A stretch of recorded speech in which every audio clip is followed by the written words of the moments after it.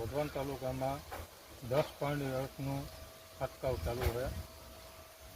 એના અનુસંધાને આપણે ખેડૂતની મુલાકાત લેવા આવેલ છે. 10.8 છાંટી રહ્યા છે. બસ એક મિનિટ બંધ કરી દો. પહેલા પ્રથમ તો આપણે આ તમારું નામ જણાવી દો આખું. મકવાણા માનસિંહભાઈ રૂપાભાઈ. ગામ વઢવાણ. ગામ વઢવાણ. આપણે તમે શાકભાજીનું આખું વાવેતર કરેલા આમાં 10.8નો કેટલામો છંટકાવ છે? આ ત્રીજો છંટકાવ છે. અને મરચી, રીંગણી, ટમેટી, દૂધી છે, પછી આ કયા ફૂલ? હજારીગલના ફૂલ છે, અને એમાં આંબા છે,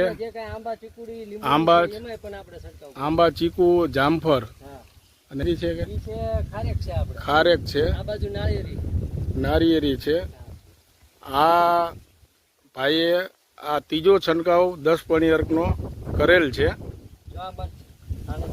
આ મરચીમાં ફૂલ તકલીફ હતી, પણ 10.8ના છંટકાવથી એકદમ બધા જ પાંદ સાવ સારી રીતે ખુલી ગયા છે.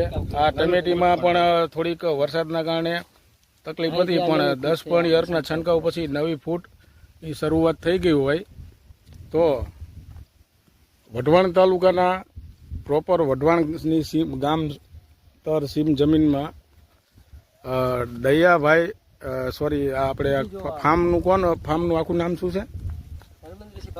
ધર્મેન્દ્રસિંહ ભાઉભા દયાના ફાર્મ ઉપર જે આખી ખેતીનું સંચાલન કરી રહ્યા છે માનસિંહભાઈ, તે પોતે તેમના ભાગ્યા હોવા છતાં જો પ્રાકૃતિક ખેતીમાં એ લોકો એટલો રસ ધરાવે છે. આ તમે દૂધીમાં છંટકાવ કરેલો છે.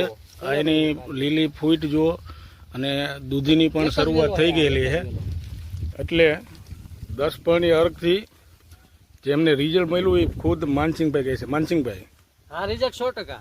10.8 રિઝલ્ટ સારું. હવે એક મિનિટ, તમે 10.8 કપાસમાં પણ છાંટ્યું? કપાસમાં આ પેલા બે છાંટ્યા ત્યાંથી ઓલા કરતા એકદમ પાદરો સારો ફેર દેખાય. એકદમ કે આ જે રહ્યો ને કલર પાદરો એકદમ આમ પોપટી દેખાય, ઓલો પાદરો જોઈએ આમ કેમ નબરો કાળો દેખાય. એટલે ફેરફારમાં તો દેખાય જ છે ને, પાદરું જે કઈ હોય એ સસ્તું જ ન રહે. અને તેના શાકભાજીમાં તો કોઈ પણ દવા કોઈ છાંટેલી નહીં, કોઈ આ તો આવડી આપણે હવે શરૂઆત કરી છે. બાકી શાકભાજીમાં આપણે બીજી દવા યુઝ નથી કરતા. થોડુંક મોડું થાય, નબળું થાય, પણ વગર તમે એના અનુસંધાને કેવું રિઝલ્ટ, એની થોડીક માહિતી.